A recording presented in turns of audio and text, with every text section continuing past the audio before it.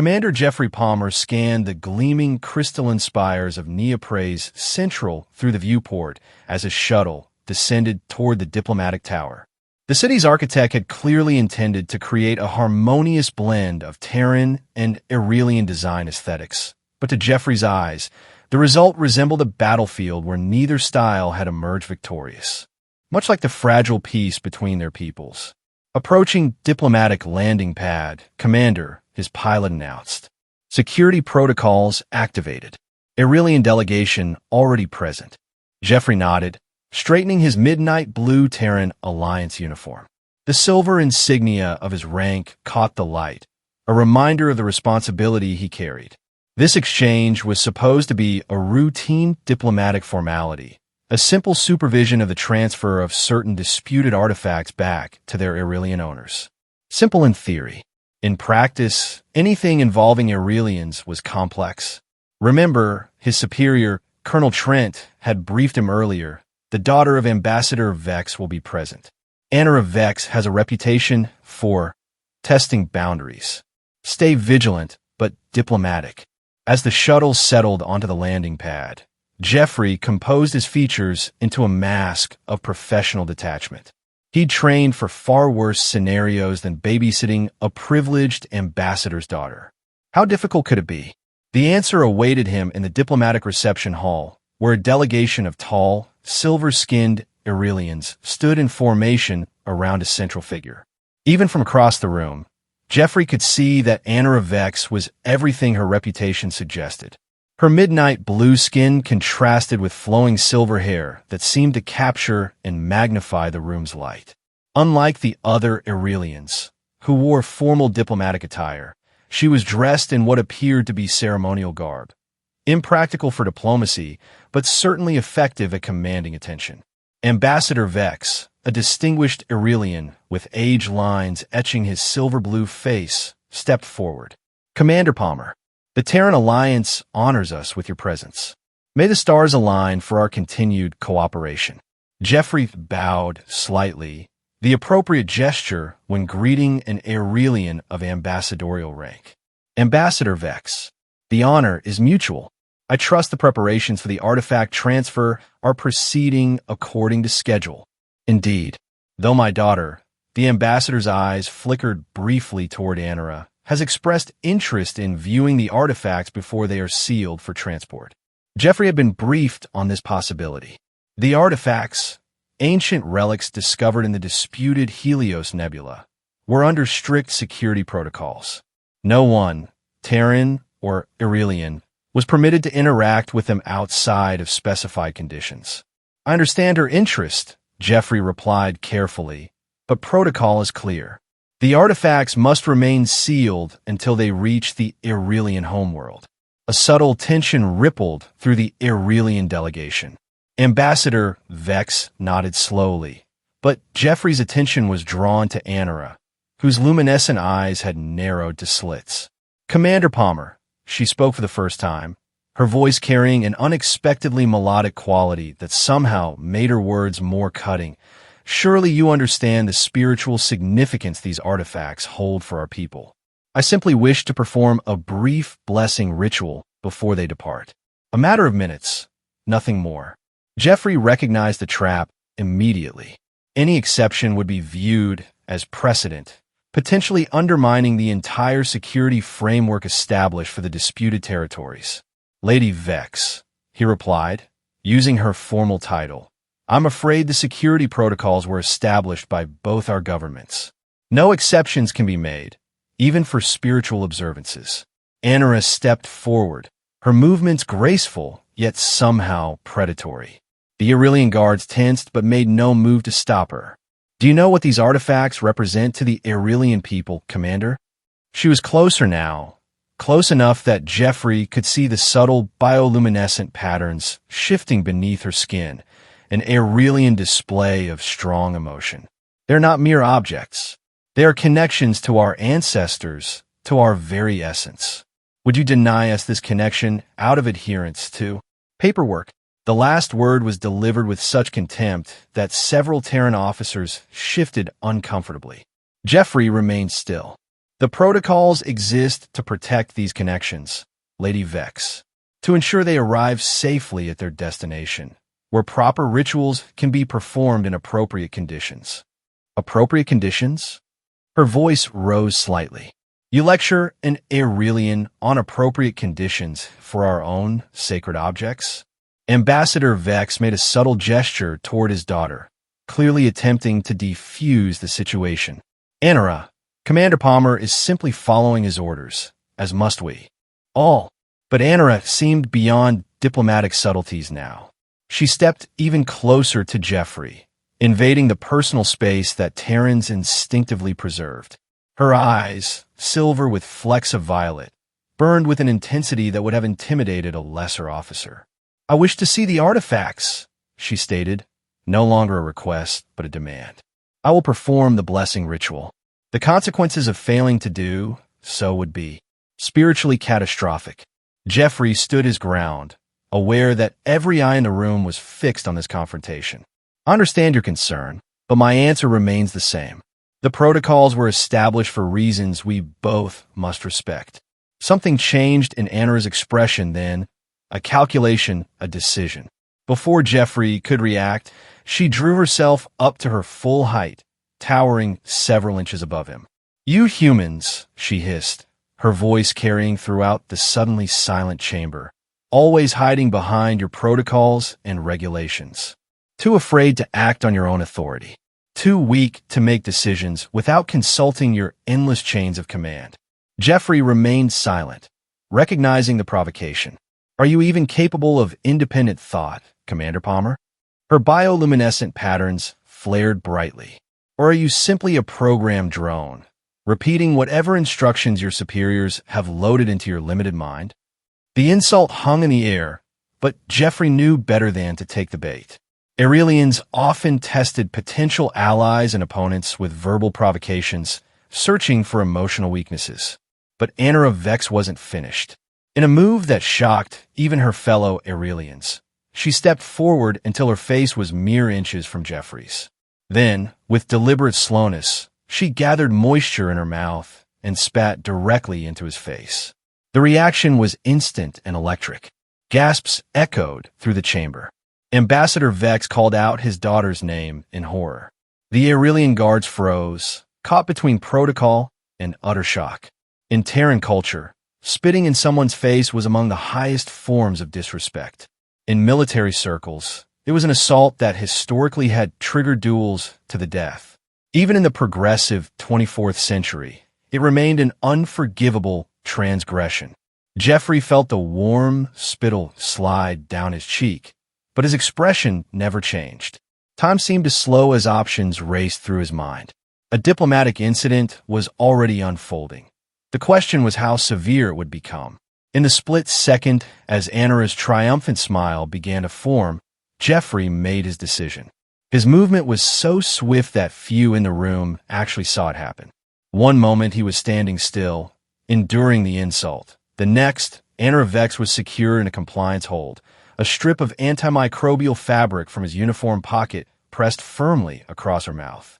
Not tight enough to cause pain or restrict breathing, but secure enough to prevent any further expressions of contempt. The room erupted. Aurelian guards reached for weapons, but hesitated when Ambassador Vex raised his hand. Terran security personnel moved into defensive positions. And at the center of it all, Jeffrey Palmer held Anara Vex immobilized, his expression still professionally neutral despite the magnitude of what had just transpired. I apologize for the necessity of this action, Jeffrey stated calmly, addressing the ambassador directly. In Terran military protocol, this represents the minimum required response to a biological assault. I assure you, no harm will come to Lady Vex. Anara's eyes blazed with fury above the gag, her body tense, but unable to break Jeffrey's expertly applied hold. What shocked Jeffrey, however, was the flash of something else in those alien eyes. Not just anger, but surprise. Perhaps even a reluctant respect. Ambassador Vex's expression was unreadable as he stepped forward. Release my daughter, Commander. I give you my word as ambassador that she will commit no further provocations.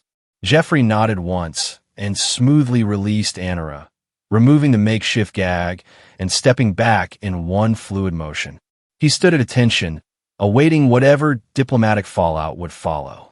Anara straightened her ceremonial robes, her luminescent patterns pulsing with emotion. For a moment, it seemed she might escalate the situation further. Then, to everyone's surprise, she inclined her head slightly. Not quite a bow, but an acknowledgement. "It seems," she said, her voice tight with controlled rage, "that at least one Terran is capable of decisive action." "How?" "Enlightening." With that, she turned and stalked from the chamber, her Irelian guards following after a moment's hesitation. Ambassador Vex watched his daughter leave, then turned back to Jeffrey. "Commander Palmer, I must offer my deepest apologies for this unprecedented behavior. I assure you it does not reflect the position of the Irelian Confederation." Jeffrey wiped the remaining spittle from his face with a fresh cloth before responding. "I understand, Ambassador, and I apologize for being forced to physically restrain Lady Vex. It was not my intention to escalate tensions." The ambassador's expression softened slightly. "Perhaps, Commander, you are exactly what this situation requires." He glanced toward the door where his daughter had exited. Someone who responds to provocation with control rather than escalation.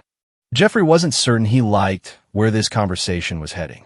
"I would consider it a personal favor," the ambassador continued, confirming Jeffrey's suspicion, "if you would serve as liaison to my daughter during her remaining time in Neopraise. She clearly respects your fortitude, and I believe your presence might prevent further incidents." It was not a request Jeffrey could refuse, not with the fragile peace between their peoples potentially hanging in the balance. So he nodded his agreement, already sensing that his simple diplomatic assignment had just become infinitely more complicated.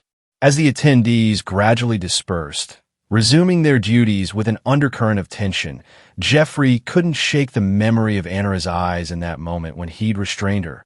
The fury, yes, but also that flicker of something else. Something that suggested this confrontation was merely the opening move in a much longer, more complex game. And somehow, Jeffrey suspected that spitting in his face was the least of the challenges Anara Vex would present. The security footage from the diplomatic reception played on the screen in Colonel Trent's office, freezing on the exact moment Anara Vex spat in Jeffrey's face. "You realize," Colonel Trent said, pausing the footage, "that this incident could have sparked an interstellar diplomatic crisis?" Jeffrey stood at attention before his superior's desk. "Yes, Colonel." Trent sighed heavily and leaned back in his chair. "And yet your response, while unorthodox, was technically within protocol guidelines for biological provocation." The colonel's weathered face showed a mixture of concern and grudging approval. "Ambassador Vex has formally apologized to Terran High Command. No official reprimand will be issued." Jeffrey remained silent, relieved but still processing the implications of the morning's events. "What interests me," Trent continued, "is why Lady Vex was so determined to access those artifacts. Our intelligence suggests this was not merely a display of aristocratic privilege." She mentioned a blessing ritual Jeffrey offered. "Yes, but our Irelian cultural specialists find that explanation incomplete." Trent activated another screen, displaying a star chart of the disputed Helios Nebula. The artifacts were discovered here, in Sector 7 Alpha, the very heart of the contested zone. Jeffrey studied the map, noting the proximity to several strategic locations. "You believe her interest is military rather than spiritual?" "I believe," Trent said carefully, "that with Irelians, the spiritual and the strategic are often indistinguishable. What we do know is that Lady Vex has made 3 separate requests to visit Sector 7 Alpha in the past month. All denied." Jeffrey frowned. "That's unusual behavior for an ambassador's daughter." "Precisely. Which brings me to your new assignment." Trent's expression turned grave. "Ambassador Vex has requested you personally serve as cultural liaison to his daughter during her stay on Neopraise." He mentioned that possibility after the incident. Jeffrey acknowledged. What he didn't mention is that this liaison role comes with expanded access to Lady Vex's schedule and movements. Trent leaned forward. "Commander, Your primary mission remains unchanged. Ensure the artifacts are safely transferred to Aurelian custody. But I'm adding a secondary objective. Discover Lady Vex's true interest in Sector 7 Alpha. Jeffrey processed this information. You want me to spy on the ambassador's daughter. I want you to protect Terran interests while maintaining diplomatic relations, Trent corrected smoothly. If Lady Vex's intentions are purely cultural or spiritual, no harm done. But if she's planning to violate the treaty restrictions on the disputed zone, the implication hung in the air between them. Violations of the treaty could reignite the conflicts that had nearly destroyed both civilizations a generation ago. Understood, Colonel. Jeffrey's response was clipped, professional, but inwardly he felt a growing unease. Serving as both liaison and surveillance operative placed him in a morally ambiguous position. One more thing, Trent added, almost as an afterthought. Our analysts believe Lady Vex's provocation was deliberately calculated to cause your removal from the assignment. Your restraint thwarted that plan. Jeffrey considered this. You think she has something to hide? I think, Trent said carefully, that you should keep your eyes open and your guard up. Lady Vex may have lost the first round, but something tells me she's playing a longer game. As Jeffrey left the colonel's office, he found himself replaying the incident in his mind. The deliberate provocation, the calculated insult, it didn't align with the intelligence reports on Anna Vex. Those described her as proud and occasionally impulsive, but not foolish. Spitting in the face of a Terran commander was more than a cultural faux pas. It was practically an invitation to interstellar incident. Unless, as Trent suggested, there was a deeper strategy at work. On the other side of Neopraise, in the Aurelian diplomatic quarter, Anna Vex paced the length of her private chamber, the bioluminescent patterns beneath her skin pulsing with frustrated energy. Of all the possible outcomes, she muttered, physical restraint was not one I anticipated. Ambassador Vex watched his daughter from the doorway. Perhaps that was your miscalculation, Anna. Terrans are not predictable when their honor is challenged. Anna whirled to face her father. I needed him removed from the assignment. Any other Terran officer would have either struck back or formally withdrawn from the mission. Either outcome would have served our purpose. And instead, the ambassador observed calmly, you've ensured that Commander Palmer will now be assigned as your personal liaison, watching your every move. A complication, Anna conceded, but not an insurmountable one. Ambassador Vex entered the room fully, closing the door behind him. When he spoke again, his voice was lower, meant for his daughter's ears alone. The council grows impatient, Anna. The celestial alignment approaches. If the ascension ritual is not performed at the sacred site within the next 14 cycles, we lose our opportunity for another generation. Anna's pacing stopped. I'm aware of the timeline, Father. But the Terrans guard the disputed zone as if it contained the secrets of universal creation. For them, it might as well, the ambassador replied. The nebula's unique properties could revolutionize their faster-than-light technology if properly harnessed. They believe our interest is similarly strategic. Their blindness to the spiritual dimensions of existence has always been their limitation, Anna said dismissively.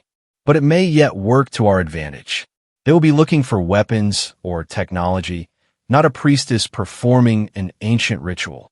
Ambassador Vex moved to the window, gazing out at the Neopraise skyline where Terran and Aurelian architecture uneasily coexisted.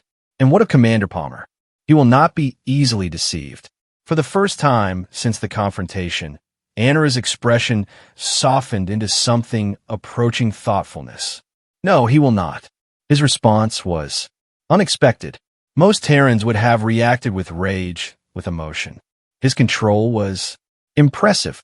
The ambassador turned, studying his daughter with new interest. You admire him. I recognize competence, even in a potential adversary, Anna corrected, though the slight intensification of her bioluminescent patterns betrayed her. He handled the situation with skill. That makes him dangerous, but also useful potentially. Be careful, daughter, the ambassador warned. Playing games with Terran emotions rarely ends as we expect. Their biology may be similar to ours, but their hearts follow different stars. Anara's smile held a confidence that her father recognized all too well, the same expression she'd worn before embarking on numerous ill-advised adventures throughout her youth. "I have 14 cycles to gain Commander Palmer's trust," she said. "By the time I'm finished, he'll escort me to Sector 7 Alpha himself." The ambassador sighed. "And if he doesn't?" Anara's expression hardened once more. "Then I'll find another way. The future of our people depends on the Ascension ritual. I won't let one stubborn Terran commander stand in the way of destiny, no matter how intriguing his methods might be." As her father left, Anara turned to a small shrine in the corner of her chamber. Upon it rested a model of the Helios Nebula, its swirling gases rendered in luminescent crystal. She placed her hand upon it, feeling the faint resonance that connected it to the real, celestial formation thousands of light-years distant. 14 cycles, she whispered to the empty room. "The stars have given us this narrow window. One way or another, I will reach the sacred site." Her mind returned to the moment Commander Palmer had silenced her. No Irelian male would have dared touch her without permission, let alone restrain her. The sheer audacity of it, not done in anger, but with calm, measured control, stirred something unexpected within her. Respect, certainly. Curiosity, definitely. And perhaps something more complicated that she wasn't yet ready to examine. The next morning found Jeffrey in the Irelian cultural wing of the diplomatic tower, waiting in an antechamber adorned with swirling holographic representations of Irelian constellations. His new assignment as cultural liaison had begun, and Lady Vex had requested his presence for what the schedule simply called morning observances. He'd spent the previous evening studying Irelian cultural protocols more extensively, particularly those concerning nobility and religious practices. The more he learned, the more he suspected that Anara Vex's interest in the artifacts went beyond simple spiritual curiosity. The door to the inner chamber slid open, revealing an Irelian attendant who bowed slightly. "Commander Palmer, Lady Vex awaits within." Jeffrey stepped through into a space that momentarily disoriented him. The room's walls were configured to display a real-time view of the Irelian homeworld sky, creating the illusion that he stood on the surface of a distant planet. In the center of the room, Anara Vex knelt on a circular platform, dressed in simple white robes rather than yesterday's elaborate ceremonial attire. She didn't look up as he entered.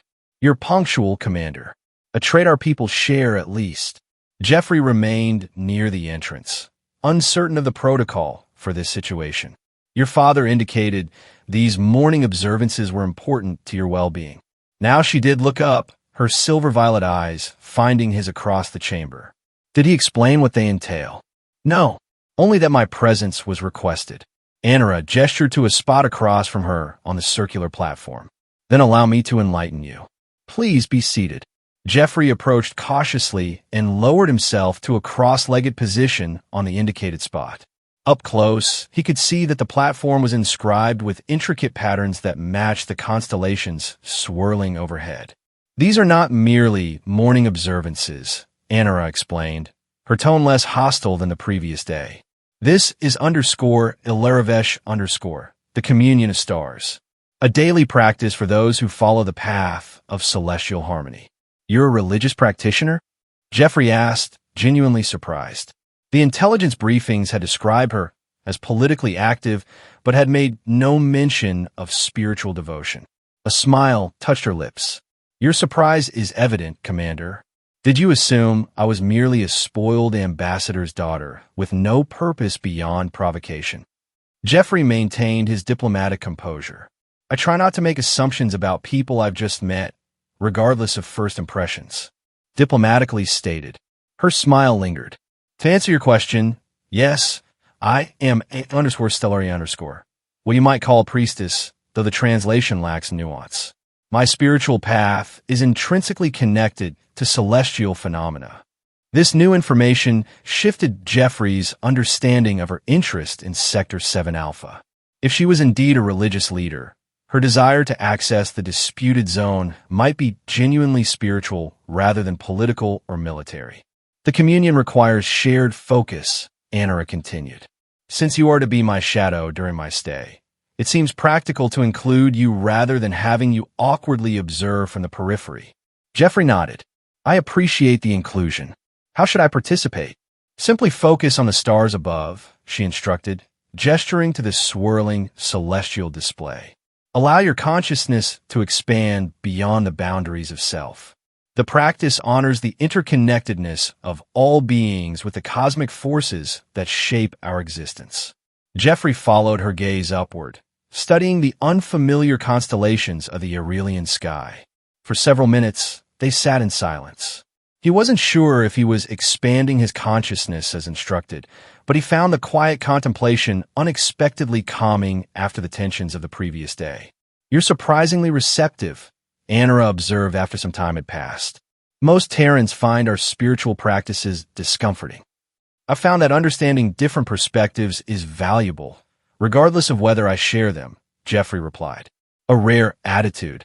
There was a new note in her voice, curiosity perhaps, especially for a military commander. Perhaps that's why I was assigned to diplomatic security rather than frontline operations. This earned another smile, one that seemed more genuine than calculated. And yet, your response yesterday was decidedly operational. Jeffrey met her gaze directly.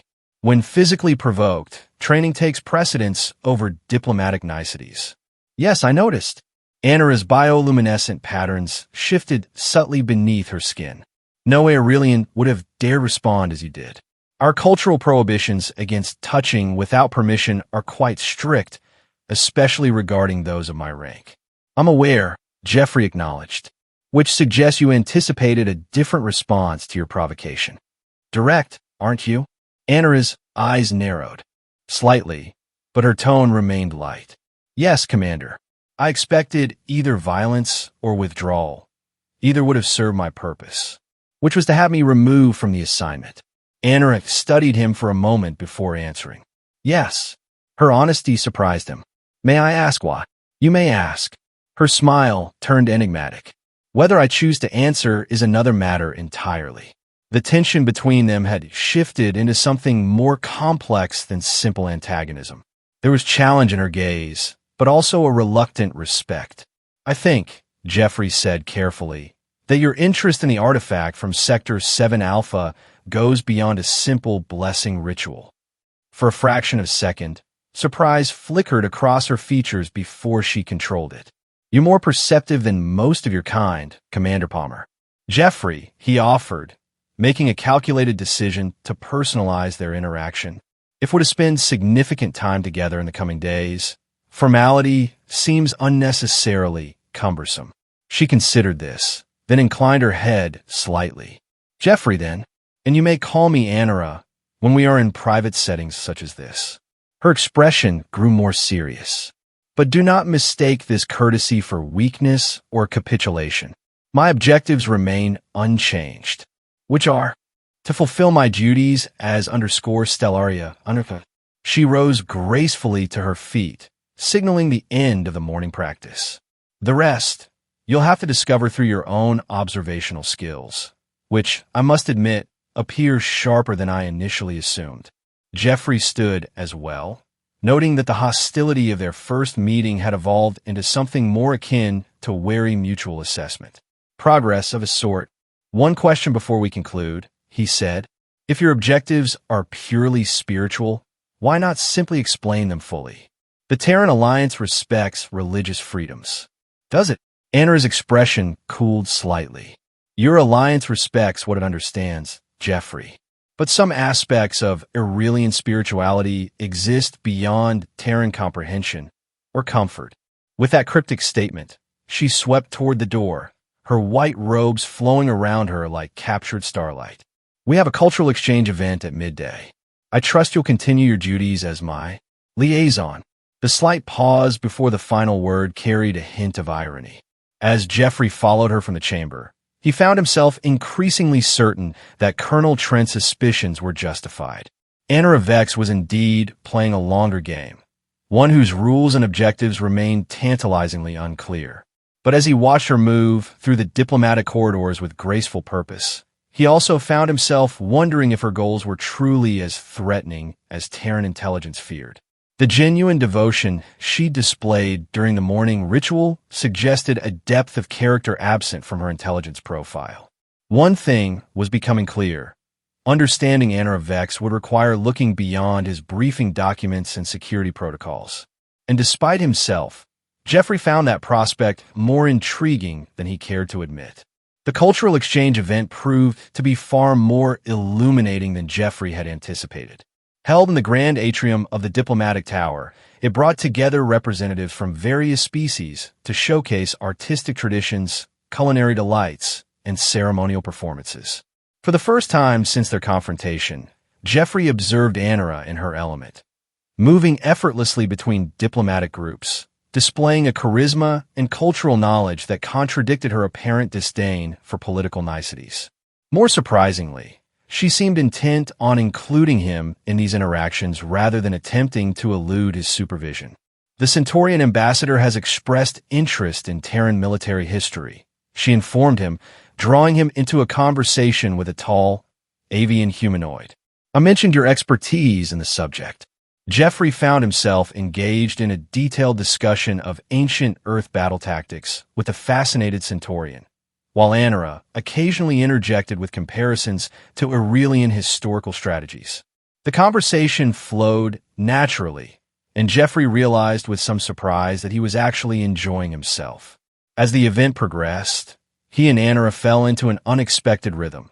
She would introduce a cultural topic, and he would offer the Terran perspective, creating a balanced dialogue that impressed the various diplomats they encountered. "You're rather good at this," she commented during a brief moment alone, as they sampled exotic beverages at a refreshment station. Most military types struggle with the nuances of cultural diplomacy. "Most people are more than their professional roles," Jeffrey replied, sipping a luminescent blue liquid that tasted unexpectedly like Terran cinnamon. "Just as you're more than an ambassador's daughter." Her eyes met his, calculating but not cold. "Indeed. Though I suspect your Colonel Trent instructed you to discover exactly what that more entails." Jeffrey didn't deny it. "Transparency works both ways, Anara. Your interest in Sector 7 Alpha raises questions that could be easily answered with honesty. Some truths require trust to be shared," she countered, "and trust requires time to develop." Their conversation was interrupted by the arrival of a Delosian diplomat, whose translucent skin rippled with colors as he greeted them. As Anara engaged with the newcomer, Jeffrey noticed a subtle change in her demeanor, a slight tension that hadn't been present before. Following her gaze, he identified the source. A tall, imposing Orion male had entered the atrium, flanked by security personnel wearing the insignia of the Orion Syndicate, a powerful commercial entity with a reputation for exploiting resources in disputed territories. "Director Malachi," Anara murmured, excusing herself from the Delosian and moving closer to Jeffrey. "An unexpected addition to our gathering." Jeffrey knew the name from intelligence briefings.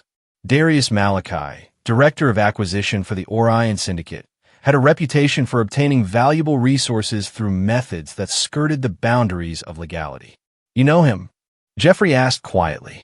"We've crossed paths," Anara replied, her tone neutral but her bioluminescent patterns betraying unease.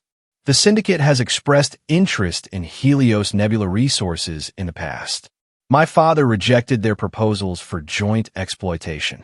Before Jeffrey could inquire further, Director Malachi himself approached, his green-tinged features arranged in a smile that never reached his eyes. "Lady Vex," he greeted her, performing a shallow bow. "A pleasure to encounter you in such neutral territory."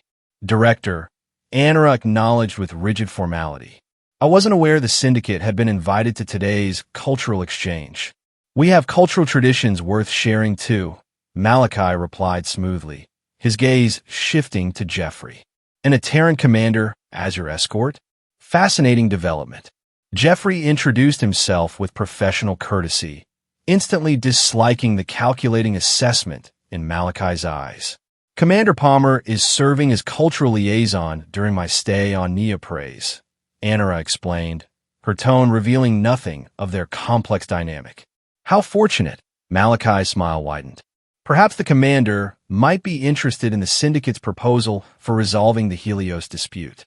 We've developed extraction techniques that could benefit all parties without violating the sacred sites. Jeffrey noticed Anara stiffened slightly at the mention of sacred sites. I'm afraid my role is purely diplomatic, Jeffrey responded. Resource negotiations fall outside my purview. Pity. Malachi's attention returned to Anara. Your father mentioned your upcoming completion ritual. The timing is challenging, with the nebula still under restrictions. The brief flash of alarm in Anara's bioluminescent patterns confirmed Jeffrey's growing suspicions. Whatever her interest in Sector 7 Alpha, it was indeed connected to some form of ritual, and the timing appeared critical. The Aurelian Confederation respects the treaty boundaries, Anara replied smoothly. Our traditions can adapt. Can they? Malachi's tone suggested otherwise. I understand the celestial alignment is quite specific. A once-in-a-generation opportunity, I believe. The conversation had taken on multiple layers of meaning that Jeffrey could only partially decode. What was clear, however, was that Malachi possessed information about Anara's objectives that Terran intelligence did not. If you'll excuse us, Anara said with perfect diplomacy despite the tension evident in her posture. Commander Palmer and I are expected at the Regelian exhibition. As they moved away, Jeffrey sensed her relief at extracting herself from the encounter. Once they were safely amid a crowd of delegates examining crystalline sculptures, he spoke quietly. What completion ritual? Anara's eyes met his, and for the first time, he saw genuine conflict in them. It's complicated, Jeffrey. So simplify it for me, he pressed. Malachi mentioned a celestial alignment, a once-in-a-generation opportunity. That suggests a timetable, which explains your urgency regarding the artifacts and Sector 7 Alpha. She was silent for a long moment, appearing to debate internally how much to reveal. Finally, she sighed. Walk with me to the observation deck. This conversation requires more privacy than we can find here. The observation deck offered a panoramic view of Neopraise and the star-filled sky beyond. As night fell over the city, the various architectural styles blended into a unified tapestry of lights against the darkness. The _storia_ path requires a completion ritual, Anara began after ensuring they were alone. Traditionally performed at the sacred site in what you call Sector 7 Alpha during a specific alignment of our ancestral stars. The alignment Malachi mentioned, Jeffrey confirmed. She nodded.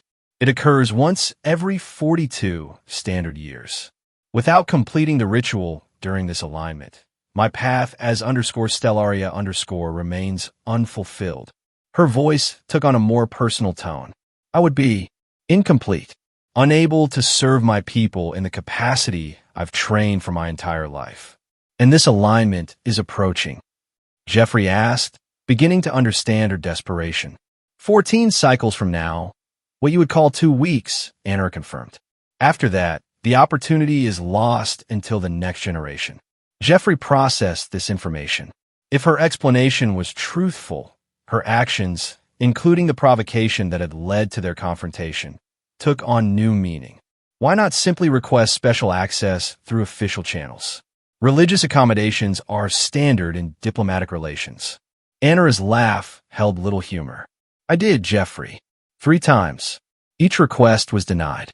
Your superiors believe the religious significance is merely a cover for resource exploration or military reconnaissance. The irony wasn't lost on Jeffrey. While he had been assigned to uncover Anara's true motives, she had been completely transparent, only to be dismissed as deceptive. If what you're saying is true, he said carefully, then we have a problem.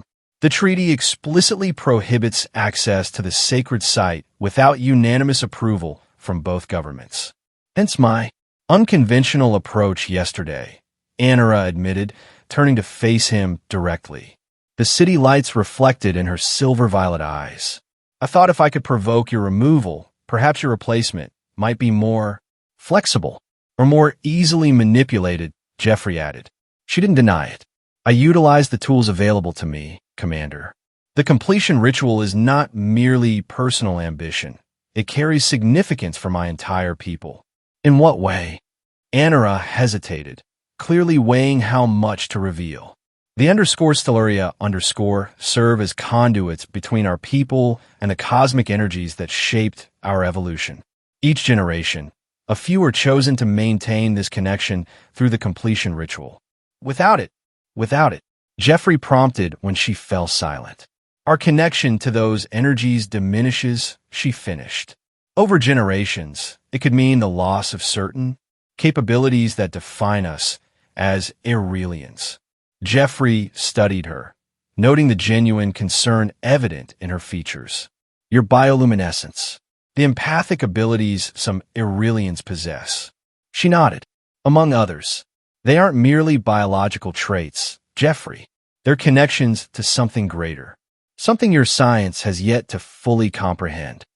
The revelation cast the dispute over Sector 7 Alpha in a new light. What Terrans viewed as a strategic territory might genuinely be critical to Irelian cultural survival. Even understanding this, Jeffrey said, I can't simply ignore my orders and escort you into a restricted zone. That would violate everything I've sworn to uphold. I know. Her admission surprised him. Despite your forceful response to my provocation, I sense you're a man of principle. I wouldn't ask you to compromise that. Then what do you want from me? Anara turned back to the panoramic view, her profile outlined against the starlit sky. Understanding for now, and perhaps, if circumstances align, advocacy. Your voice carries weight with your superiors. If you believe my intentions were genuine. I need more than words, Anara, Jeffrey replied. I need evidence that this ritual is what you claim, and that it poses no threat to Terran interests. She was quiet for a long moment. Then, with a decision apparently made, she faced him once more. I can show you, not the ritual itself, but evidence of its importance. There's a preliminary ceremony tomorrow evening. If you're willing to observe with an open mind, perhaps you'll see what your intelligence reports cannot convey. The offer represented a significant shift in their dynamic, from antagonism to potential collaboration. Jeffrey knew accepting might compromise his objectivity, but refusing would close a door to potentially crucial information. I'll observe, he agreed finally, but I make no promises beyond that. Fair enough. A genuine smile transformed her features. Tomorrow evening, then, and Jeffrey, she added as they turned to leave the observation deck. Perhaps bring a change of clothes. Irelian ceremonies can be messy. As they walked back toward the diplomatic quarters, Jeffrey found himself reassessing his initial impressions of Anara Vex. The proud, provocative diplomat's daughter was revealing layers of complexity and purpose he hadn't anticipated. Whether those layers concealed ulterior motives remained to be seen, but one thing was certain, the mystery of her interest in Sector 7 Alpha had just deepened considerably, and despite his professional caution, Jeffrey couldn't deny a growing personal interest in unraveling that mystery and in understanding the woman at its center. The preliminary ceremony turned out to be far more intense than Jeffrey had anticipated. Held in a sealed chamber within the Irelian diplomatic compound, it involved elements that straddled the line between spiritual ritual and scientific procedure. Jeffrey arrived in civilian attire as suggested, only to be directed to change into a simple white garment similar to the one Anara had worn during their morning observance. The chamber itself was circular, its walls embedded with crystal formations that pulsed with subtle energy. These crystals are fragments from the sacred site, Anara explained as she prepared various implements. Her own attire was more elaborate than his, layers of translucent material embedded with what appeared to be star charts. They maintain a quantum connection to their source, allowing us to conduct certain aspects of the ritual remotely. Jeffrey observed with professional interest as she arranged 7 crystal vessels in a precise pattern on the floor. Quantum entanglement as a spiritual practice. Your science and our spirituality often describe the same phenomena through different lenses, she replied, pouring luminescent liquid into each vessel. What you call quantum entanglement, we call _soul binding _ the principle that certain energies remain connected regardless of physical separation. As the ceremony progressed, Jeffrey witnessed aspects of Aurelian culture rarely revealed to outsiders. Anara moved through complex sequences of movements while chanting in ancient Aurelian, her bioluminescent patterns shifting in synchronization with the crystals embedded in the walls. The air itself seemed to thicken, carrying faint traces of ozone and something less definable. The culmination came when Anara placed her hands into two of the crystal vessels, causing the liquid inside to flow upward, defying gravity to coat her arms in spiraling patterns that matched the star charts on her garments.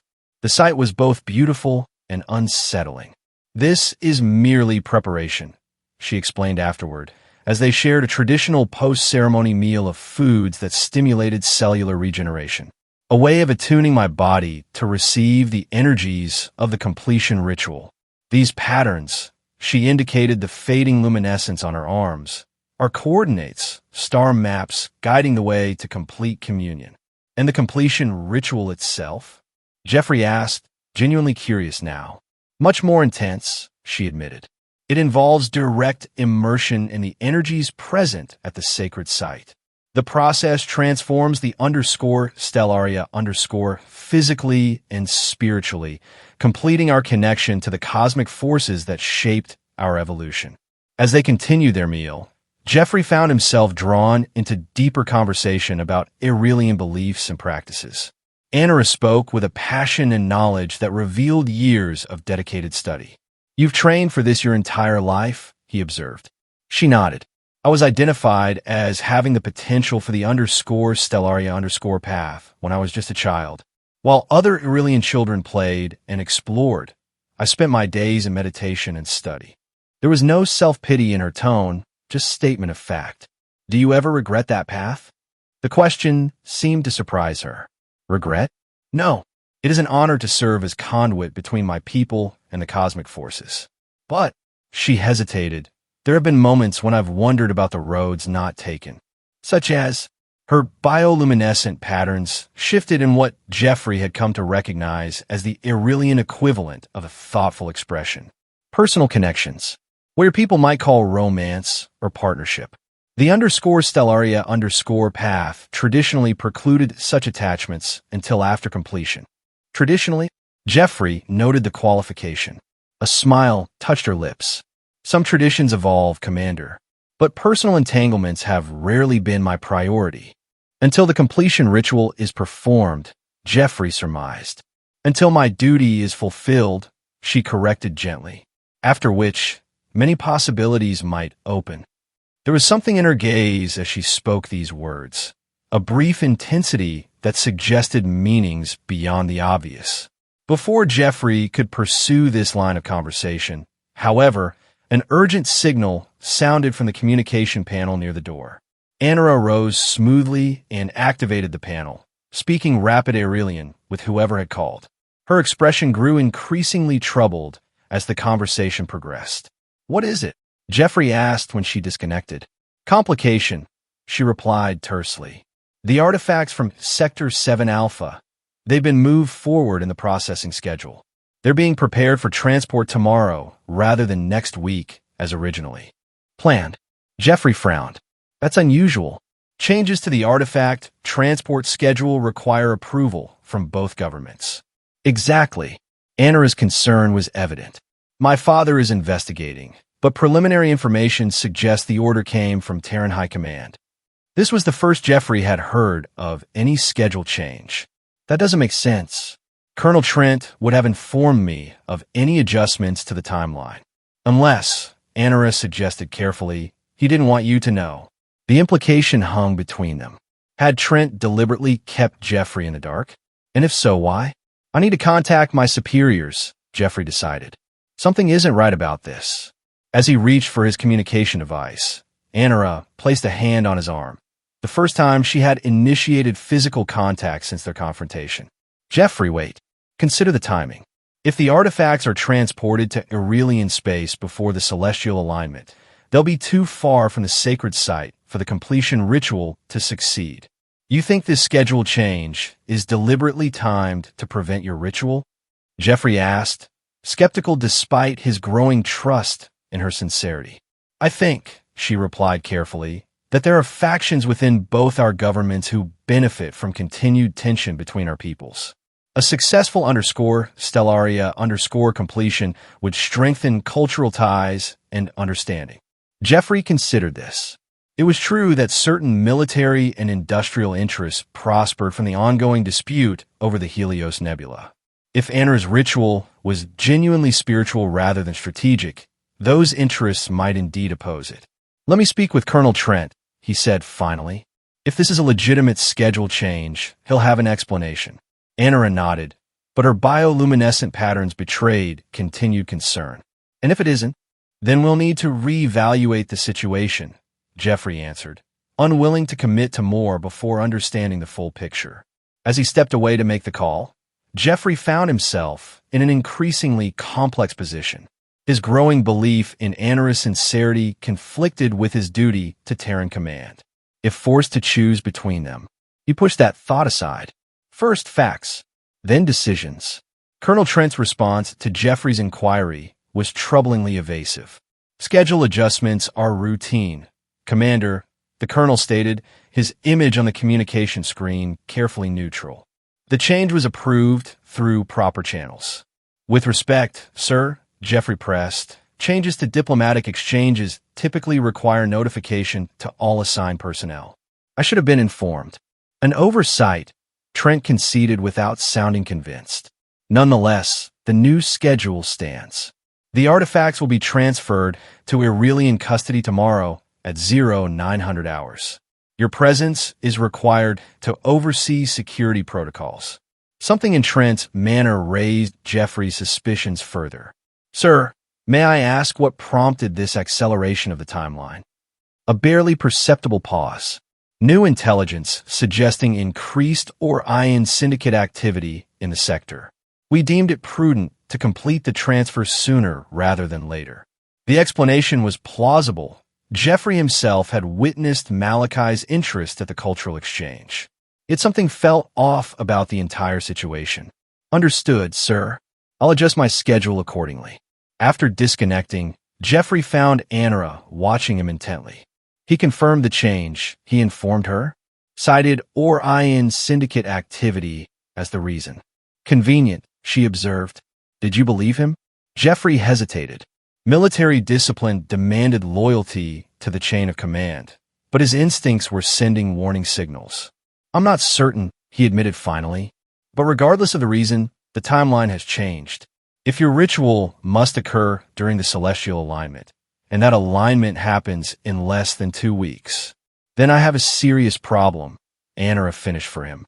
Once the artifacts are transported to Aurelian space, they'll be secured in facilities thousands of light years from the sacred site. The connection will be too distant for the completion ritual to succeed. Could you perform the ritual before they're transported? Here on Neoprace? She shook her head. The preliminary ceremony you witnessed is possible with these crystal fragments, but the completion ritual requires direct presence at the sacred site itself, within Sector 7 Alpha. Jeffrey considered their options. Even if I believed you completely, I couldn't authorize access to a restricted zone without proper clearance. We need official approval from both governments, which would take weeks we don't have, Anra pointed out. She paced the chamber, her frustration evident in the rapid pulsing of her bioluminescent patterns. There must be another way. A thought occurred to Jeffrey, one that walked. A dangerous line between duty and defiance. What if we could verify the Orion syndicate threat? If there's genuine concern about syndicate activity in Sector 7 Alpha, then a security investigation would be warranted, Anra caught on immediately. One that might coincidentally bring us to the sacred site.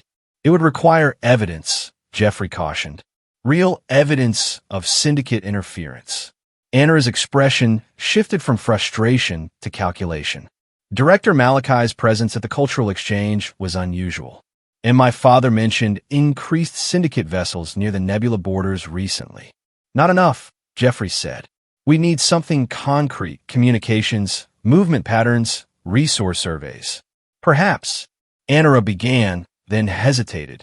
There might be a way to access such information, but it would require bending certain protocols. Meaning, my father has access to Aurelian intelligence reports. Reports that might include syndicate communications intercepted near the nebula. Jeffrey frowned.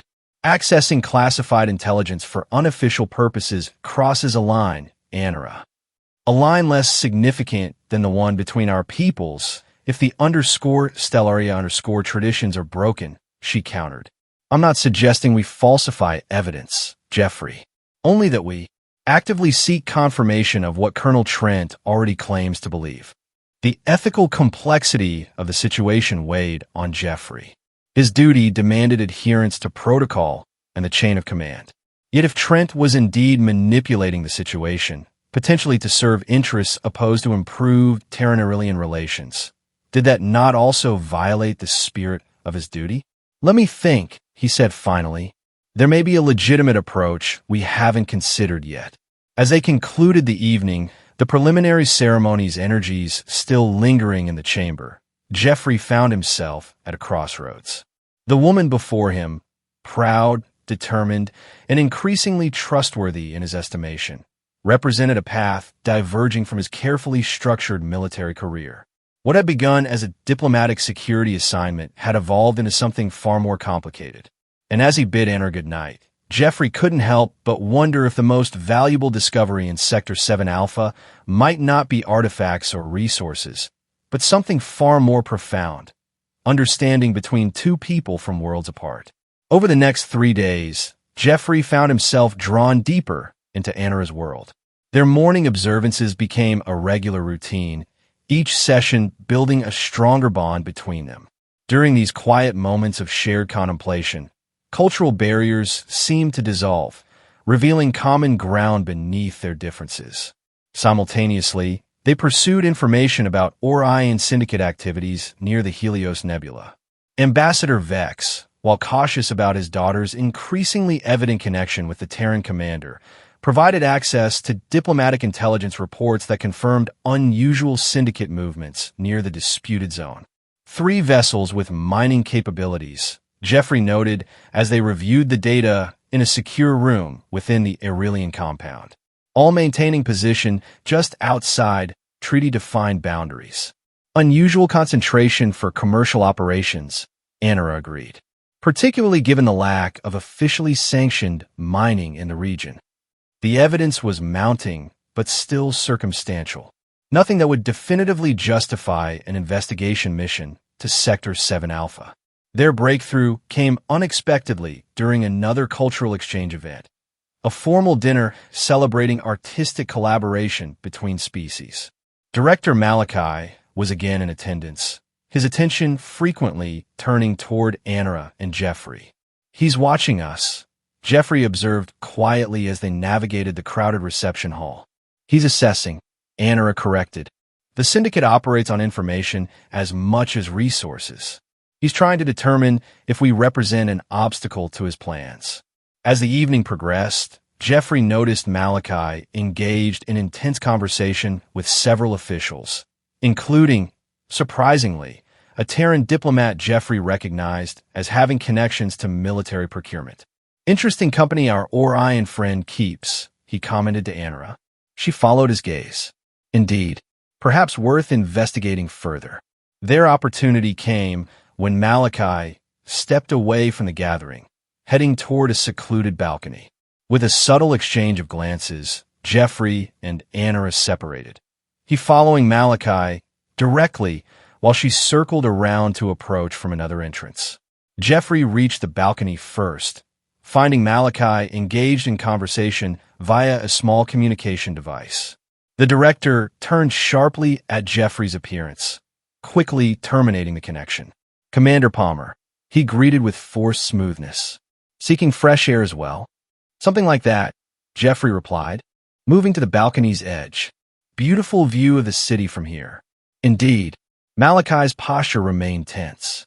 though I find myself increasingly impatient with diplomatic pleasantries. Business calls me elsewhere in this sector. The Helios Nebula, perhaps? Jeffrey suggested casually. I understand the Syndicate has several vessels positioned near there. A flash of calculation crossed Malachi's features. Standard resource surveys. All outside restricted boundaries, I assure you. Of course. Jeffrey maintained a conversational tone. Though the timing is interesting, with the artifact transfer scheduled for tomorrow. Before Malachi could respond, Anara appeared at the other entrance to the balcony. Ah, Director. Commander. Am I interrupting? Not at all. Malachi recovered quickly. The commander and I were just discussing routine Syndicate operations. In the Helios Nebula, Jeffrey added pointedly. Something shifted in Malachi's demeanor. A decision made. Since you both seem so interested, perhaps I can offer some professional insight. The nebula's resources are wasted under current restrictions. My organization has developed extraction techniques that could benefit all parties. While respecting Aurelian's sacred sites, of course, Anara stated, her tone making it clear she doubted this. Sacred sites, Malachi repeated with a dismissive gesture. Superstitious limitations on valuable resources. The crystals your people worship could revolutionize energy production throughout the quadrant. Those crystals, Anara responded evenly, are fundamental to Aurelian cultural continuity. Malachi's smile showed too many teeth. Cultural continuity has rarely stood against economic progress, Lady Vex. History favors those who adapt. And what are the treaty restrictions?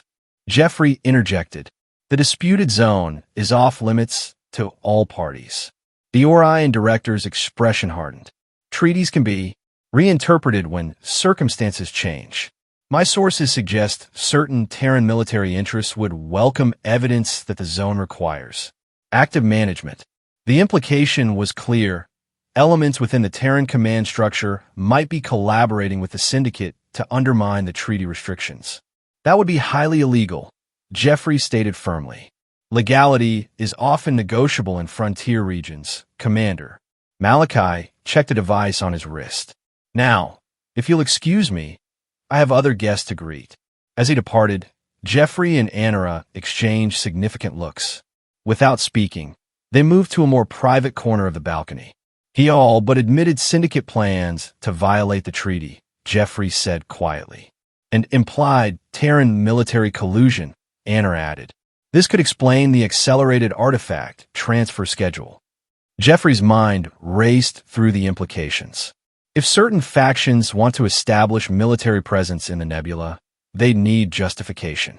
Syndicate incursions would provide that, while simultaneously preventing my completion ritual, Anara concluded. The celestial alignment begins in 9 days now. Once military operations commence in the disputed zone, access would be impossible, Jeffrey finished.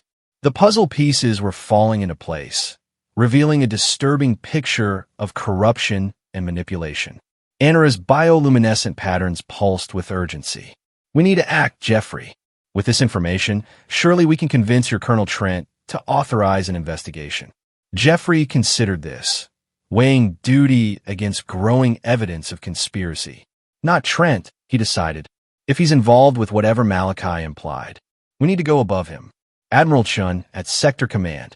Can you reach the Admiral directly? Not easily, Jeffrey admitted, but I have a secure channel for emergencies. This qualifies. They returned to the gathering, maintaining casual appearances while processing the gravity of what they'd learned. Later that night, from the privacy of his quarters, Jeffrey made the most consequential decision of his career, contacting Fleet Admiral Torres directly, bypassing the entire chain of command. The Admiral's response was cautious but concerned. She ordered Jeffrey to continue gathering evidence while she initiated a discreet investigation into potential collusion between Terran military personnel and the Orion Syndicate. This buys us time, Jeffrey informed Anara the next morning during their observance session. But not authorization. The Admiral needs concrete proof before she can countermand standing orders regarding the disputed zone. And the artifact transfer, Anara asked. Proceeds as scheduled, Jeffrey said grimly. We don't have enough to stop it yet. They watched together as the ancient relics were carefully packed into specially designed containers, each etched with symbols from both cultures, acknowledgement of their shared significance despite political differences. Ambassador Vex presided over the ceremony with appropriate dignity, but Jeffrey noticed the concerned glances he directed toward his daughter. As the final preparations were made, Anna drew Jeffrey aside. "We're running out of options," she said quietly. "The artifacts leave tomorrow. The alignment begins in 9 days. Without access to Sector 7 Alpha." "I know." Jeffrey's response was equally subdued. "We need something definitive, evidence that can't be dismissed or explained away." The answer came from an unexpected source. That evening, as Jeffrey reviewed security protocols for the following day's transfer, Ambassador Vex requested a private meeting.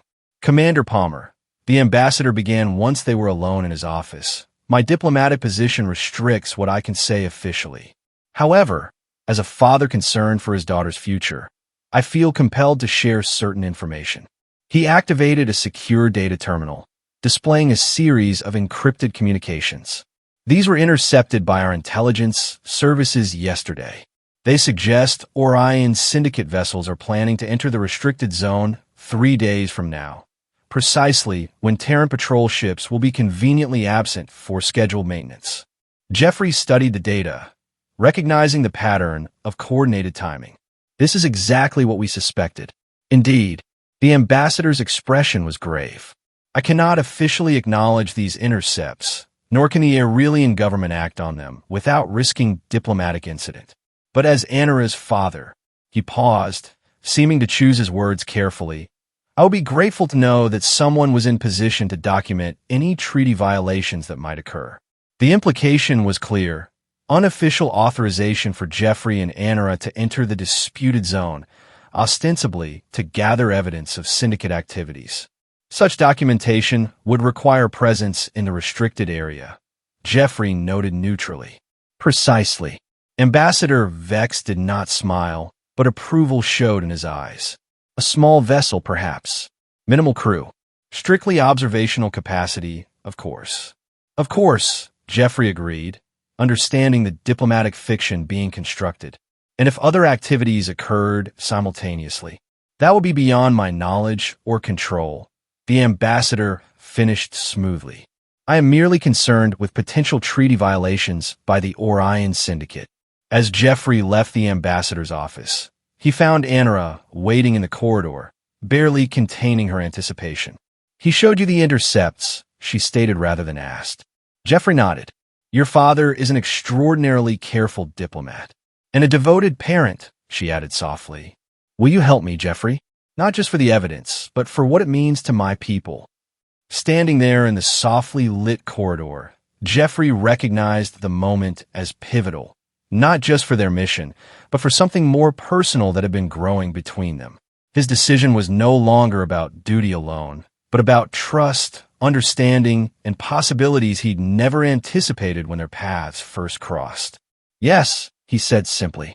"We leave tomorrow, after the transfer ceremony." The relief and gratitude in her expression affected him more deeply than he was prepared for. Without speaking, she took his hand, a gesture of connection that bridged their cultural differences and acknowledged the bond forming between them. As they began planning their unauthorized mission to Sector 7 Alpha, Jeffrey knew he was crossing a line professionally. What he hadn't fully appreciated until that moment was how completely he had already crossed a personal boundary, one that separated duty from something far more complex and compelling. The artifact transfer proceeded with formal precision the next morning. Jeffrey oversaw security while Anara and her father represented Aurelian interests. If Colonel Trent noticed anything unusual in Jeffrey's manner, he gave no indication. The artifacts were loaded onto an Aurelian diplomatic vessel, scheduled to depart that afternoon for their homeworld. Meanwhile, Jeffrey had arranged for a small scout ship to be prepared, officially for security patrol near the neutral zone, but actually bound for the heart of the disputed territory. The vessel was minimal but adequate: basic living quarters, advanced sensors, and enough stealth capability to avoid casual detection. They departed separately to avoid suspicion. Jeffrey first, ostensibly to begin his patrol route. Anara following 2 hours later in a diplomatic shuttle supposedly bound for a ceremonial appearance. They rendezvoused at predetermined coordinates outside Neoprase's sensor range. As Anara boarded the scout ship, Jeffrey was struck by the transformation in her appearance. Gone were the elaborate robes of her diplomatic and ceremonial functions, replaced by practical attire suitable for the uncertain conditions they might face. Yet her natural grace remained undiminished, and the determination in her eyes burned even brighter. "Ready?" he asked simply as she joined him on the bridge. "Ready," she confirmed, taking the co-pilot's seat with surprising familiarity. At his questioning look, she smiled. The _Stellaria_ path includes practical knowledge as well as spiritual. Navigation among the stars is fundamental. Jeffrey programmed their course, utilizing his military clearance to bypass the initial security checkpoints. The real challenge would come when they approached the disputed zone itself, where automated warning beacons enforce the treaty restrictions. "We'll need to thread between sensor grids here and here," he explained, highlighting corridors on the navigational display. "Minimal power, minimal emissions. It will extend our journey by about 6 hours. Time we can use for final preparations," Anara noted, studying the star charts with intense focus. "The sacred site is located here." She indicated a region near the nebula's core, masked by radiation fields and crystalline formations. "Conveniently difficult to monitor," Jeffrey observed. "No wonder both sides have struggled to verify activities there." The journey through normal space was uneventful, their small vessel attracting no undue attention. As they approached the boundary of the disputed zone, however, tension mounted. The automated warning beacons loomed ahead, programmed to alert both governments of any unauthorized entry. Initiating stealth protocols, Jeffrey announced, reducing power to all non-essential systems. Navigational thrusters only. Passive sensors. They slipped between the warning grid points with meticulous precision, each holding their breath as proximity alarms silently tracked their passage on the displays. One miscalculation, one unexpected sensor sweep, and their mission would end before truly beginning. After 30 tense minutes, they emerged into the restricted space of the Helios Nebula. The view screen filled with swirling clouds of luminescent gases and particulate matter, shot through with veins of energy that defied standard classification. Again, someone who knew we might be here. The implication was clear. If Trent or his collaborators had suspected their plan, they might have arranged this patrol specifically to intercept them. "We need to move," Jeffrey decided, already adjusting their course. Away from the mining operation, deeper into the interference zone. Toward the sacred site, Anara confirmed, quickly inputting coordinates. The crystal formations there create natural sensor shadows. If we can reach them before the patrol detects us. Jeffrey engaged thrusters at maximum stealth capacity, guiding their vessel through increasingly dense clouds of luminescent gases. The radiation levels rose steadily, forcing their shields to compensate and potentially making them more detectable. "They've changed course," Anara reported tensely, monitoring the patrol vessels. "They're following us." "Confirmed," Jeffrey grimaced. "They know we're here." Behind them, the mining vessel had also noticed the approaching patrol ships. Its operators, clearly deciding that discretion was the better part of valor, began rapidly retracting their equipment. "At least we've disrupted the syndicate operation," Anara noted.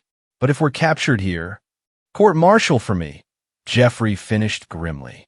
"Diplomatic incident for you. And no completion ritual," she added softly. "The alignment begins in 7 days now."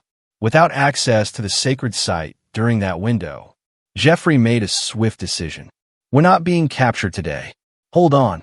He executed a series of evasive maneuvers, using the nebula's natural features to mask their trajectory. The patrol vessels, larger and less maneuverable, struggled to maintain pursuit through the dense stellar matter. "There," Anara pointed to a formation ahead, a massive crystalline structure that seemed to pulse with inner light. The sacred site. If we can reach it, the energy fields will conceal us completely.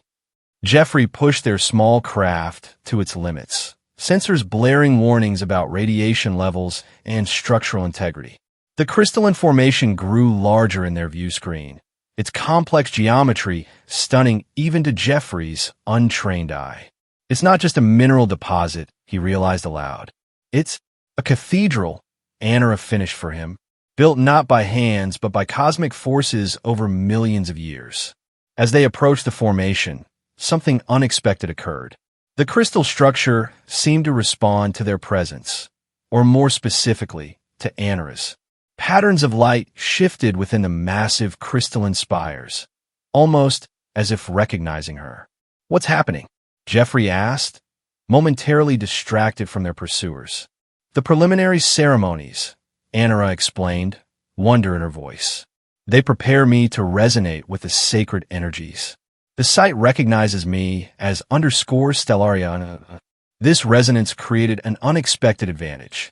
As they maneuvered closer to the crystal cathedral, energy patterns flowed out from the structure, enveloping their vessel in a cocoon of shifting light. Their instrument readings fluctuated wildly before stabilizing in unfamiliar configurations. "We're being absorbed into the site's energy field," Anara explained, her bioluminescent patterns synchronizing with the lights surrounding them. "The patrol ships won't be able to distinguish us from the natural phenomena." True to her prediction, the pursuing vessels slowed their approach, sensors clearly struggling to maintain lock on their position. After several tense minutes of searching patterns, the patrol ships adjusted course away from the dense crystal formations, returning toward the nebula's outer boundary.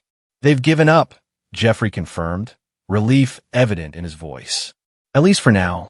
As the immediate danger passed, they had opportunity to truly observe their surroundings. The crystal cathedral extended for kilometers in all directions, its spires reaching toward the nebula's heart like frozen flames. Within the translucent structures, patterns of energy flowed in complex, ever-changing configurations that somehow conveyed a sense of ancient purpose. "It's incredible," Jeffrey breathed, momentarily forgetting the precariousness of their situation. "Nothing in our scientific surveys indicated anything like this." "Your surveys focus on quantifiable data," Anara replied, her voice soft with reverence. "This place exists partially in dimensions beyond standard measurement.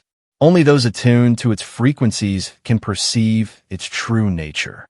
She guided their vessel to a natural landing formation, a flat crystalline surface large enough to accommodate their small ship. As they powered down systems, the ambient light from the surrounding structures provided sufficient illumination, bathing the cockpit in shifting patterns of blue and violet. "What now?" Jeffrey asked, aware that they had effectively trapped themselves. The patrol vessels might have withdrawn temporarily, but once they reported the anomalous readings, more substantial forces would likely be dispatched. "Now," Anara said with quiet determination, "I prepare for the completion ritual. The celestial alignment has begun, subtle at first, but growing stronger each day." She gestured toward a particular configuration of light within the crystalline spires.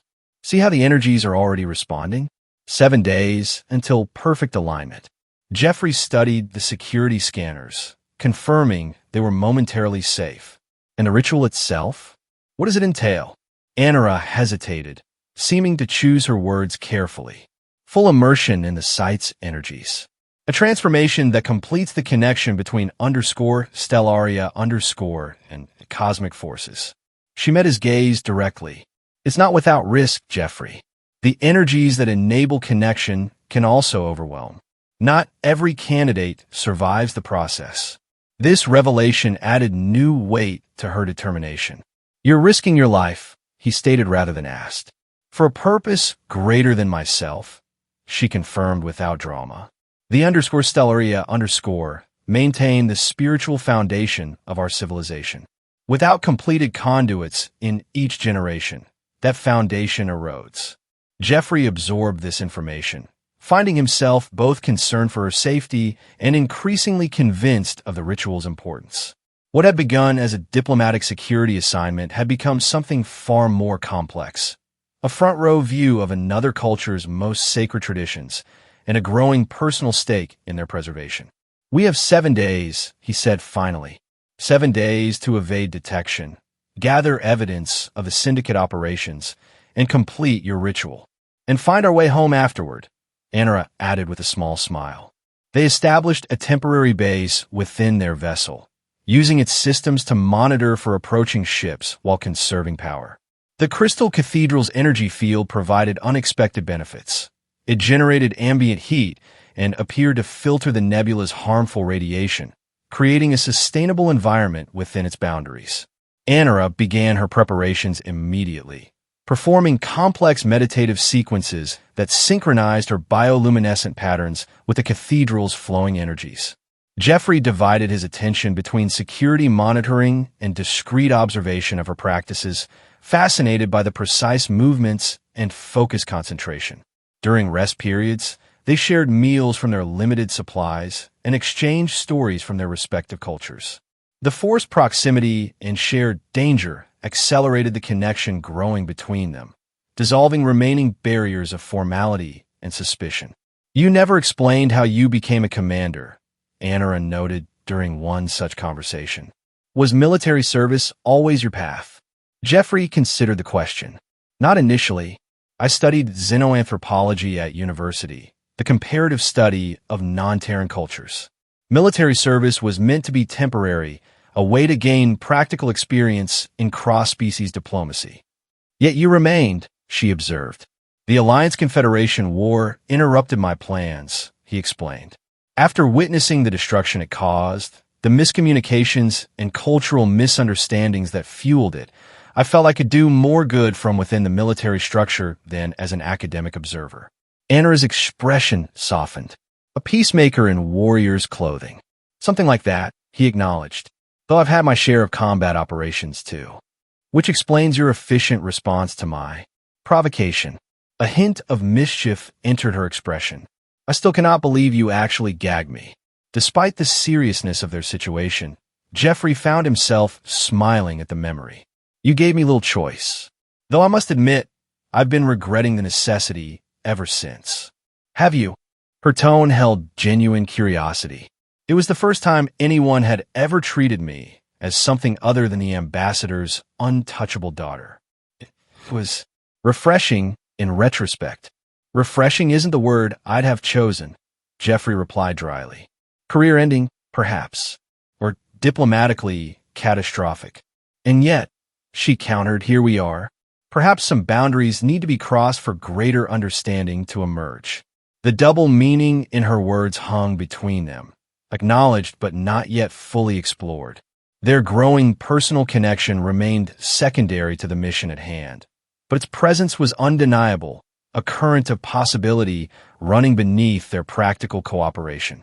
On the 3rd day, their relative peace was interrupted. Security scanners detected multiple vessels entering the nebula, a full search pattern indicative of a coordinated effort to locate them. "They're being thorough this time," Jeffrey observed grimly as they studied the tactical display.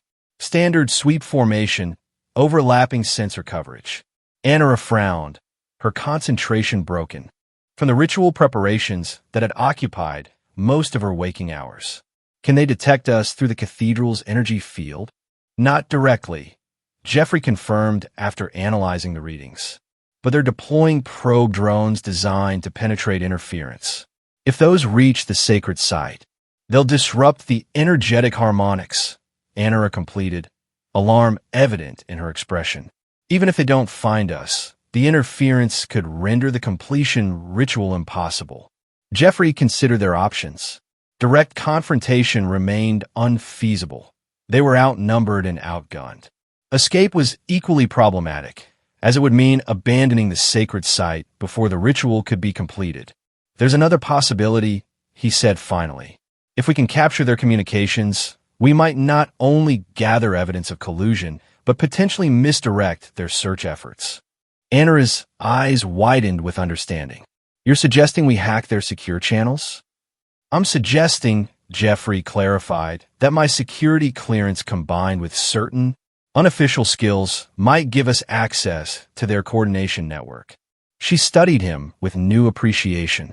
Commander Palmer, I believe there are depths to you I've yet to fully appreciate. Jeffrey configured their communications array for passive interception, using his command codes to bypass initial security protocols. The process was painstaking and risky. Any mistake could alert the search vessels to their precise location. After nearly an hour of careful work, the search fleet's tactical network appeared on their screens, complete with deployment patterns and communication logs. The evidence they found confirmed their worst suspicions. Colonel Trent is directly coordinating with Director Malachi, Jeffrey said grimly, pointing to encrypted message logs between the Terran commander and Orion Syndicate leadership. They've arranged for the Syndicate to discover valuable resources in the restricted zone, creating a justification for permanent Terran military presence. Anara finished, understanding the strategy immediately, and conveniently preventing any Aurelian access to the sacred site. Exactly. Jeffrey continued scanning the communications. They know we're here. Trent has issued orders for our capture. Me for court-martial, you for deportation. Anara's expression hardened. We can't allow this conspiracy to succeed, Jeffrey. Not just for my ritual, but for lasting peace between our peoples. Agreed. Jeffrey's focus shifted to the search patterns displayed on their tactical screen. And I think I see a way to buy us the time we need. Using his knowledge of Terran military protocols, Jeffrey carefully crafted false sensor readings and inserted them into the fleet's tactical network. The forgery suggested their vessel had been detected leaving the nebula through its far boundary, heading toward neutral space. Will they believe it? Anara asked as they watched the search vessels alter course in response to the falsified data. Trent might be suspicious, Jeffrey admitted, but fleet commanders follow sensor readings, especially in environments as chaotic as this nebula. It should redirect most of their resources, at least temporarily. His prediction proved accurate.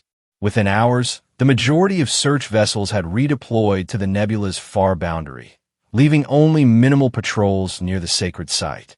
These remaining ships maintained distance from the dense crystal formations, their sensors clearly struggling with a natural interference.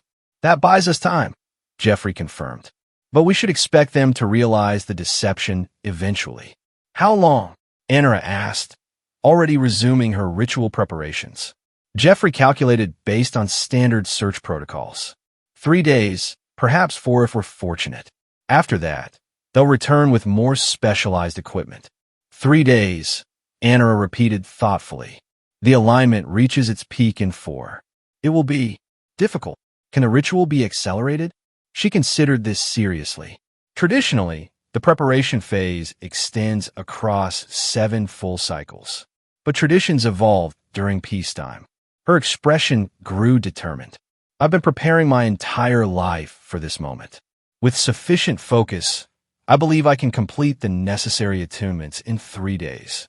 As Anara resumed her increasingly intensive preparations, Jeffrey focused on securing their position and documenting everything they discovered. The evidence of collusion between Trent, Malachi, and others within the Terran command structure was damning. Proof of conspiracy that violated not only the treaty, but fundamental alliance principles. He compiled this evidence into an encrypted data package, ready for transmission to Admiral Torres the moment they re-established communications outside the nebula. Whether they successfully completed their mission or were captured in the attempt, the truth would reach those with authority to act upon it. The next 2 days passed in a rhythm of vigilance and preparation. Anara's ritual practices grew more elaborate and energy-intensive, her bioluminescent patterns synchronizing more completely with the cathedral's flowing light structures. During brief rest periods, she explained aspects of the process to Jeffrey, how each component aligned her personal energies with specific cosmic frequencies, preparing her body and consciousness for the final transformation. Jeffrey found himself increasingly drawn to these explanations, his xenoanthropological background reawakening in the presence of such profound cultural practices. More than academic interest, however, he felt genuine concern for Anara's well-being. The rituals clearly taxed her physical strength, leaving her exhausted during their increasingly brief, shared meals. "You should rest more," he suggested on the evening of the 5th day, noticing the fatigue evident in her movements. "There's no time," she replied simply. "The alignment peaks tomorrow. I must be ready." Jeffrey studied her with concern.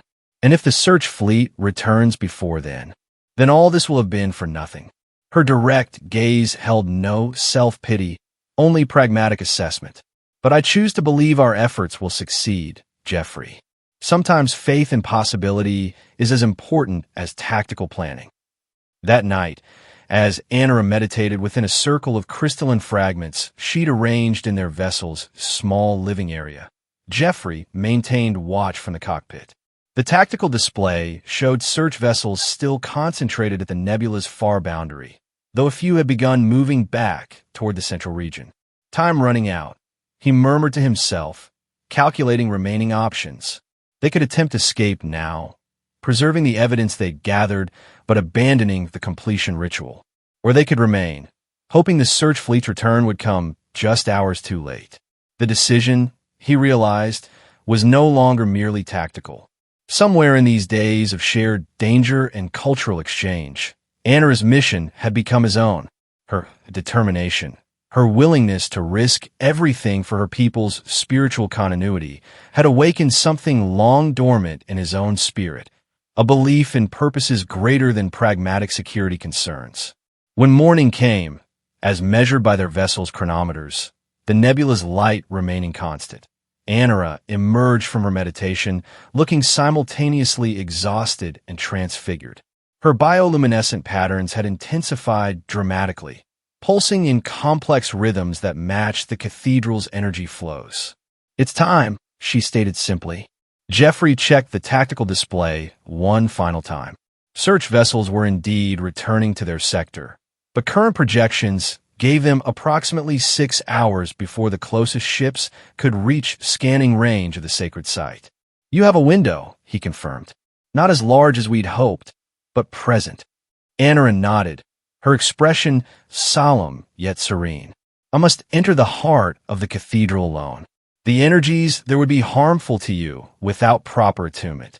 Jeffrey wanted to object, to insist on accompanying her for protection, but recognized the cultural and practical boundaries involved. This was her journey to complete. "How will I know if you succeed?" he asked instead. Her smile held both uncertainty and determination. "You'll know. The whole nebula will know." She hesitated, then added, "If I don't return within 4 hours, you should leave. Take the evidence we've gathered.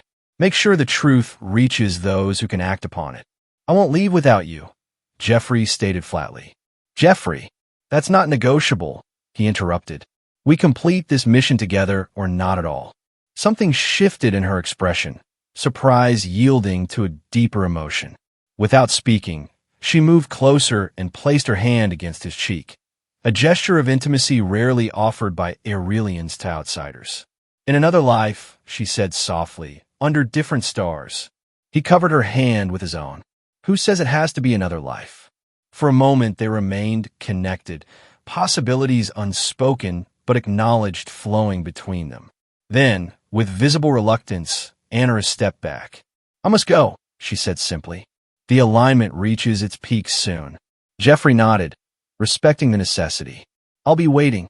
After Anara departed, making her way deeper into the crystal cathedral, Jeffrey divided his attention between monitoring the approaching search vessels and tracking her progress through the portable comm unit she carried. Her signal remained strong for the first hour, position indicator moving steadily toward the formation center. As she reached what appeared to be the cathedral's heart, however, communications became erratic. Her voice, when it came through, was distorted by interference. Energy confluence, stronger than anticipated. Fragments of transmission broke through static. Beginning primary immersion, then silence. Jeffrey checked and rechecked the communication settings, attempting to re-establish contact without success. The signal hadn't terminated. It simply became indecipherable, as if operating on frequencies beyond the equipment's capabilities. Meanwhile, the tactical display showed search vessels closing in, now less than 4 hours from potential detection range. The decision point he'd hoped to avoid loomed closer with each passing minute. 3 hours after Anara had entered the cathedral's heart, something changed.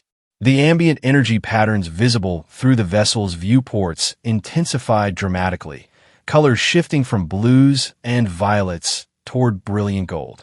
The crystal structures themselves seemed to pulse with increasing rhythm, resonating to some cosmic frequency beyond normal perception. Instrument readings fluctuated wildly, then stabilized into unfamiliar patterns. The very fabric of space within the cathedral appeared to be responding to whatever process Anara had initiated at the heart of the formation. Jeffrey found himself holding his breath, instinctively recognizing the culmination of forces building around him. This was the completion ritual reaching its peak, Anara in direct communion with energies older than worlds. Then came the surge, a massive wave of golden light erupting from the cathedral's center, expanding outward through the crystalline structures. The wave passed through solid matter as if it were insubstantial, including the hull of their vessel. As it washed over Jeffrey, he experienced a moment of profound connection, awareness expanding beyond his physical form to touch something vast and ancient. In that brief instant of expanded consciousness, he understood what Anara had tried to explain about the _Stellaria_ path. This wasn't merely religion or superstition, but a genuine connection to cosmic forces that transcended standard scientific classification. The energy surging through the nebula was alive in some fundamental sense, conscious in ways that defied Terran understanding. The wave continued outward, illuminating the entire nebula in a brief, brilliant flash before settling into new patterns, more harmonious, more integrated than before. In its wake, Jeffrey felt change somehow, though he couldn't have articulated exactly how. His focus quickly returned to the tactical display, which now showed the search vessels responding to the energy surge. Their patterns indicated confusion, sensors overwhelmed by phenomena outside baseline parameters. Several ships had altered course, moving away from rather than toward the sacred site, their crews apparently unnerved by what they detected. But the respite would be temporary. Once they recovered from the initial shock, military protocol would drive them to investigate the anomaly. Time remained limited. Jeffrey returned his attention to communications, hoping desperately for some sign from Anara. For nearly 30 minutes, nothing came through but background static. Then, finally, a signal, weak but present, returning. Her voice transformed somehow, deeper resonances underlying familiar tones. Completed, need assistance. He tracked the signal's source, finding her position indicator moving slowly away from the cathedral center. Her progress seemed labored, the signal fluctuating with each advancement. Without hesitation, Jeffrey secured the ship and ventured out into the crystal structures to meet her. The environment felt different now, the air charged with subtle energies that tingled against his skin. The crystal formations themselves seemed more vibrant, interfaces between dimensions rather than mere mineral deposits. He found Anara halfway back to their landing position, leaning against a crystal spire for support. The sight of her stopped him in his tracks. She was fundamentally changed. Her skin's natural blue tone had deepened to midnight indigo, and the bioluminescent patterns beneath now flowed in mesmerizing configurations unlike anything he'd seen before. Most striking were her eyes, still silver-violet in color, but now containing tiny galaxies of light, as if the cosmos itself had taken residence within her gaze. "Jeffrey," she greeted him, her voice containing new harmonics. "The ritual is complete." He moved forward to support her, offering his arm as she straightened from the crystal spire. "Are you all right?" "More than all right," she assured him, though physical exhaustion was evident in her movements. "Transformed." The connection is established. I am _Stellaria_complete. As they made their way back to the vessel, she explained through halting sentences what had occurred. The completion ritual had indeed connected her consciousness to the cosmic energies permeating the nebula, a connection that would remain even after they departed, allowing her to serve as conduit between those energies and the Aurelian people. The physical changes, Jeffrey noted as they reached their ship, are they permanent? They will stabilize, she explained as he helped her aboard. Some aspects will fade as my energies balance. Others will remain as markers of the transformation. A smile touched her lips. Does my appearance disturb you? Not at all, he replied honestly. It's remarkable. You're remarkable. Once aboard, their attention returned to their tactical situation.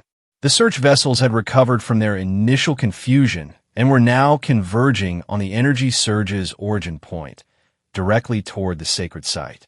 We need to leave, Jeffrey stated, already initiating launch preparations. The numbers are too great for evasion this time. Anna nodded, studying the tactical display. The ritual's completion released a significant energy signature. They'll have no difficulty tracking its source. Can you still function as co-pilot? Jeffrey asked, noting her evident fatigue. Yes, she confirmed, taking her position with determined focus. The physical exhaustion is temporary. My mental faculties remain fully operational, enhanced, even. They launched from the crystalline surface, their small vessel immediately detected by approaching search ships. Automated warnings flooded their communication channels, ordering them to power down and prepare for boarding. 7 vessels, Jeffrey noted grimly, each significantly better armed than we are. We don't need to defeat them, Anna replied with unexpected calm, only to reach communication range with Neoprace. Once the evidence is transmitted. Understood. Jeffrey plotted the most direct course out of the nebula, knowing stealth was no longer an option. Speed alone might save them now. As predicted, the search vessels immediately gave chase. Warning shots flashed across their bow as they pushed their engines beyond safety parameters, racing for the nebula's boundary and open space beyond. They're gaining, Anna reported, monitoring the tactical display. Estimated interception in 12 minutes. Jeffrey adjusted their trajectory, using the nebula's natural features for minimal cover. We need 17 to reach clear transmission range. Perhaps, Anna suggested, her transformed eyes studying the navigational charts. There's another option. She indicated a particular route through the nebula's outer regions. Not the most direct path, but one that would take them through intense radiation fields that larger vessels typically avoided. Our shields won't hold against that level of exposure, Jeffrey objected after reviewing the proposed route. They won't need to, Anna stated with quiet confidence. I can establish a protective field similar to what sustained us within the cathedral. The _Stellaria_ connection allows for certain applications of cosmic energies. Jeffrey hesitated only briefly before altering course toward her suggested route. Their situation was already desperate. Unconventional solutions were their only remaining option. As they entered the radiation field, alarms blared warnings of shield failure. Before critical systems could be affected, however, Anna closed her eyes in deep concentration. Her bioluminescent patterns intensified, and a subtle field of golden energy extended outward from her body to encompass the ship's interior. The alarms quieted. Instrument readings stabilized, showing the radiation somehow flowing around rather than through their vessel. Ow! Jeffrey began, then stopped himself. The explanation likely extended beyond standard physics. Never mind. Is this sustainable? Long enough, Anna replied, strain evident in her voice despite her confident words. Focus on navigation. I'll maintain the protective field. The pursuing vessels hesitated at the radiation field's edge, clearly detecting the hazardous conditions ahead. 2 of the smaller ships attempted to follow despite the danger, their military-grade shields offering some protection. The others diverted course, apparently intending to intercept them on the far side. 2 still in pursuit, Jeffrey reported. but falling behind. Their shields are degrading faster than anticipated. As expected, Anura managed through concentrated effort. Their technology cannot replicate what flows from living connection. They emerged from the radiation field 17 minutes later. Their pursuers left far behind, and their vessel, somehow, unscathed. Anura released the protective field with a gasping exhale, slumping slightly in her seat. That was Jeffrey searched for adequate words. Incredible. A small demonstration, she replied, recovering her composure, of why the _Stellaria_path matters to my people. These abilities aren't for personal power, but for sustaining connection between.